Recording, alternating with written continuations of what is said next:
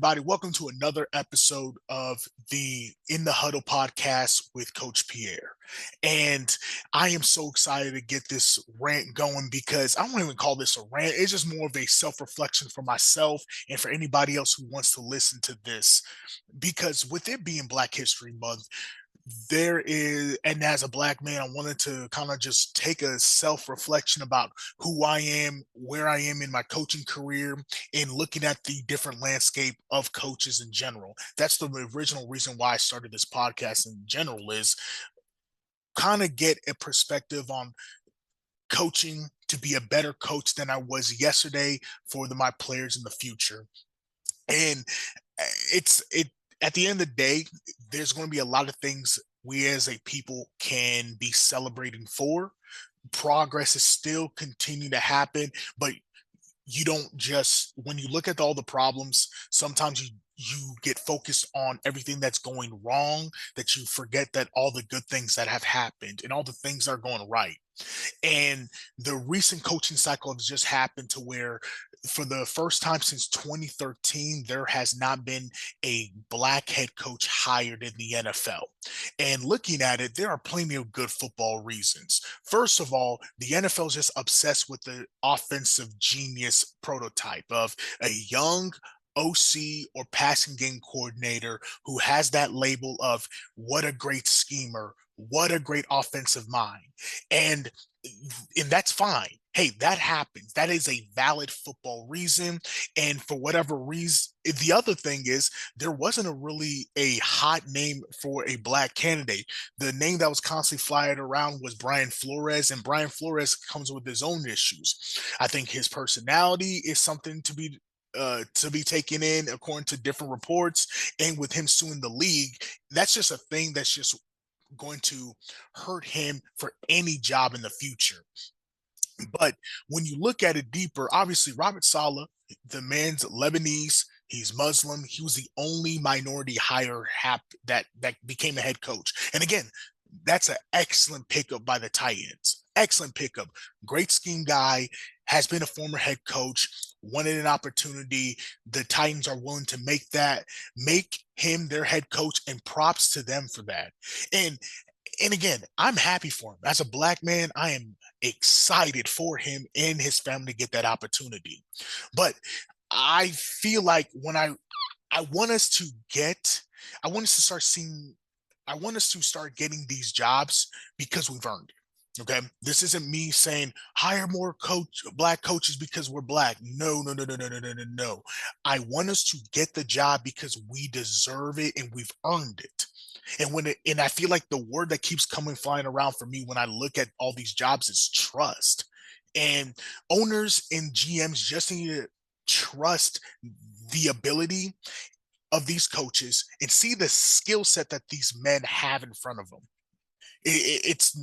I'm not asking for anything groundbreaking. I'm not asking for anything wild. You have certain men in this league who are head coaches, and all they need is just someone to trust them, the organization to trust them. And the cycle happened and it showed that, because look at John Harbaugh. John Harbaugh was the first to go and he went quickly. But for some guys like Brian Flores, who again has had the pedigree of being a former head coach, was successful in Miami for the most part. It feels like as a when I look at it as a black coach, I feel as though I want guys to get more real shots. And I'll be honest with you, if you're a black coach, you have to hit the home run. And if you don't, you're put on the back burner. Or worst of all, sometimes you just get viewed as a temporary option or placeholder till something better goes along. And I feel as though there's multiple examples of that. And I feel this personally. As a coach, I'm building my own career, but at times I have felt stymied. I felt overlooked for reasons that I'll even say I can't even quite put my finger on. Like, I'm the son of immigrants. My parents are from the country of Haiti. My parents have raised me to believe that America is a place where you work hard and you take what's yours. You've earned it, you have the right to take it. And there's just deep a gratitude there. But I also see the perspective of some Black Americans where they feel as though this opportunity is a right. I've earned this. I'm going to get it because of and again, the mindset of, hey, I've worked to get here. I'm going to get what's mine because I've worked here. Instead of this gratitude of just being, hey, thanks for just giving me the opportunity. And there's a difference. And here's the thing. I believe both perspectives are complete valid and they're right. But whether you're fighting or being grateful for the opportunity, no matter who you are, you're going to hit bias. And I'm going to call this surprise competency. I've recently written an article about this, and I'll say, so I want people to check this out. When people see my work, I've had a lot of I've had a lot of positive feedback from the things I write.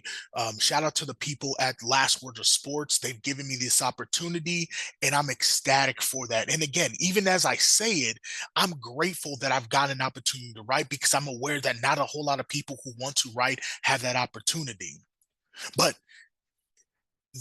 when I hear other feedback, I've had people tell me, hey, I didn't know you could write so well. And that's no shot on them. Again, on the surface, that's a compliment. Hey, yeah, you know what I mean? Hey, I'm a man of many talents, you know what I'm saying? But the subtext, the the internal struggle myself, I can kind of go, well, why didn't you think I could write? You understand that I teach English, I coach football, I write a lot with obviously in my classes. I just finished my master's. I grade papers. I have a command of the English language. So your surprise, is that a reflection of your own bias when you see someone like me, a big coach who has a big personality? Is that all you think I am, or is there something more? And I think that's the wall that the NFL has to break down. They have to stop being surprised when people who don't look like the owners or the GMs typically are competent in what they do, because competency at the end of the day has no color. Men and women of every race and creed have the ability to get the job done. And all you need sometimes is just the opportunity to do it. And no matter all races, we are created by our creator. The good Lord above has placed us on this earth to do a multitude of different things. And there's an understanding at times that not everyone's going to be good at their job. And obviously, that's not who I'm talking about. But sometimes you just need the opportunity to show what you can do. And and that's all I want this league to constantly remind themselves of. Hey, we need to give some of these people who have no access to the NFL an opportunity to prove themselves in the NFL.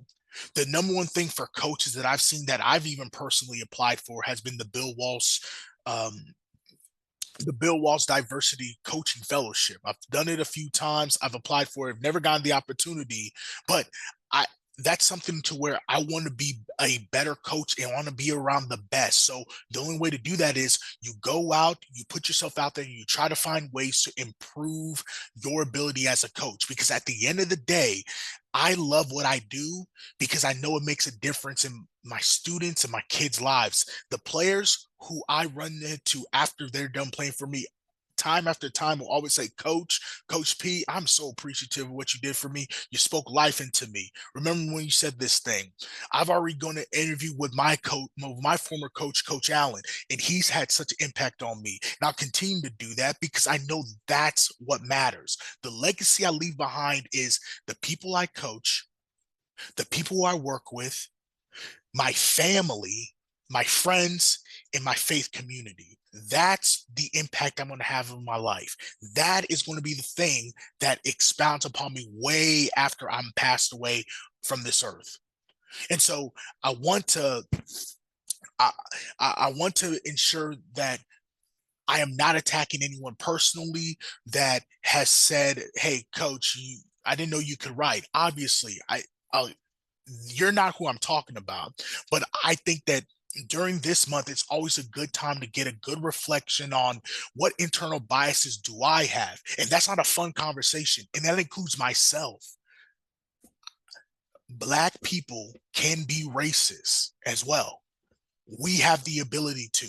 And so that's just not me. That's not me calling out white people or any other race. That's calling all people to review their internal biases so that we can do better. This world will never be perfect, ever. Not until we get glory. But we can always do a little better. We can always do a little bit better for the people around us. And so I when I look at the couple of the candidates, obviously my number one pick was Brian Flores because I know for a fact he's going to do an excellent job wherever he goes. He didn't get the quarterback he wanted. Could you imagine if he got Justin Herbert, the guy he wanted, but instead he got Tua Tagovailoa, and we've already talked about Tua, so I'm not going to get into that. The other guy who I think had done an excellent job is Evero in Carolina, the DC. Ejiro Evero has shown he's gone from a poor defense to a middle of the pack defense. Now, again, middle of the pack. Well, when you're horrible and you improve, there's something that means your scheme works. That means, and again, there's a reason why the Raiders interviewed him quite a few times because they saw something in him. They pulled the trigger on Kubiak, and I think that's a good. And again, that was a offensive genius type guy who, again, is his team is in the Super Bowl with a real good chance to win it.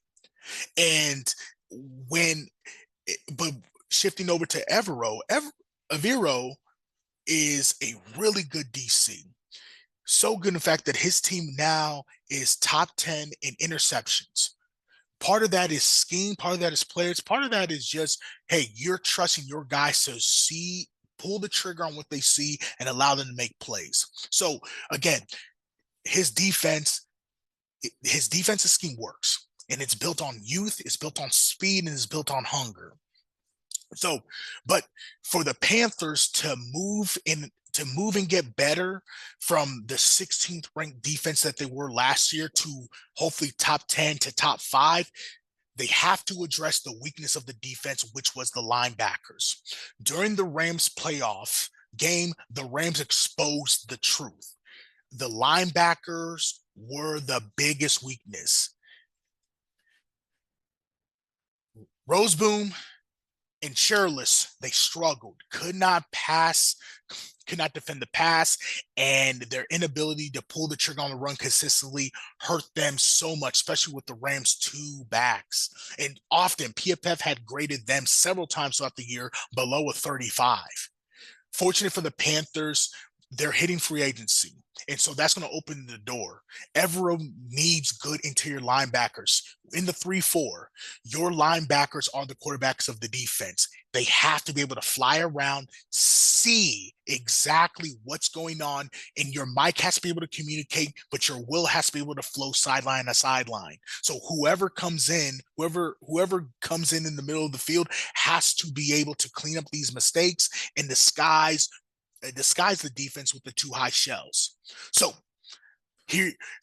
what does this all have to do with free? So I'm now going to talk about free agency because once the free agency comes, the Panthers are going to have to pull their trigger on a number of pieces. But I believe that the number one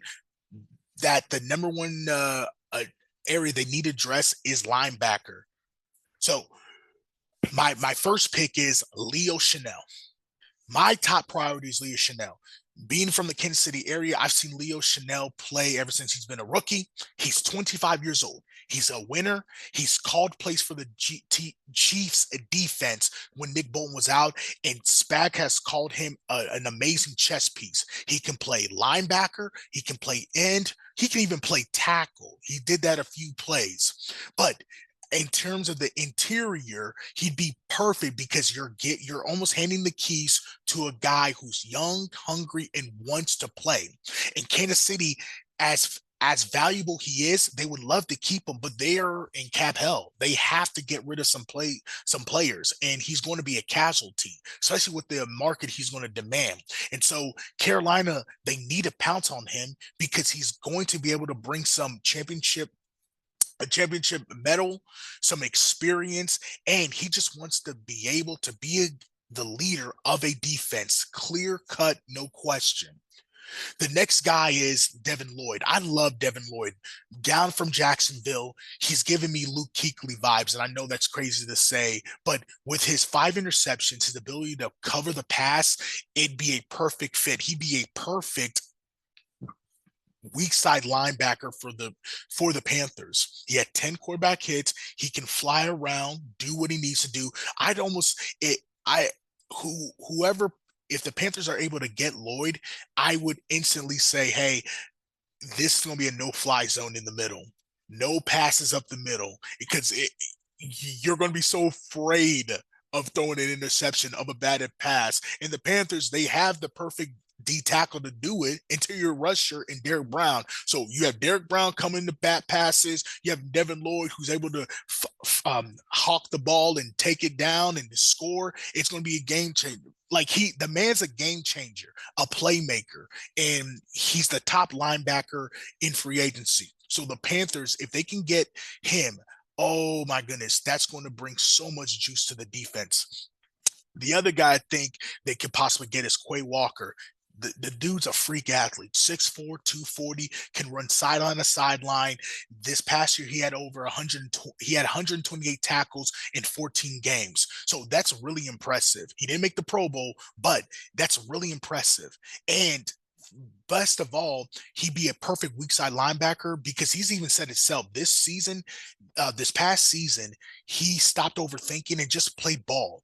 I, I think sometimes not everybody can play that middle backer. There's a reason why there's only been a handful of truly all-time great ones.